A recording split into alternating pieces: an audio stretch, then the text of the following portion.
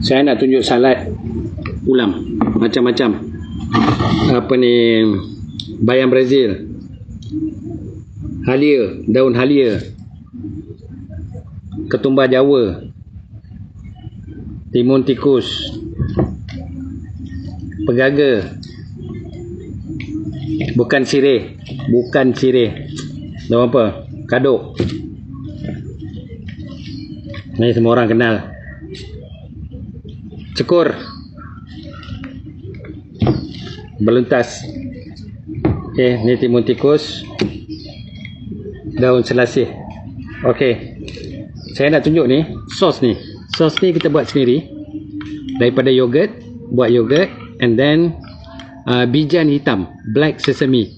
Kita dah blend dia betul-betul sampai dia dah hancur. So dia jadi macam hitam lah, macam cakul. Tapi letak garam sikit, gula sikit, asam sikit, limau lah, apa-apa limau yang ada available. Dan dia ni sedap makan. You nak panggil ni dipping sauce ke apa-apa sauce ke, terpulang lah. So yang ni kita makan ulam style masala sikit lah. Sedap. Ni yang sedap. Ni ulam macam-macam. Ni daun halia ni jarang orang makan ni, tapi saya makan. Sedap daun halia ni. Tapi yang saya tanam lah. Kalau beli saya tak makan. Saya makan yang saya tanam sebab saya tahu bersih.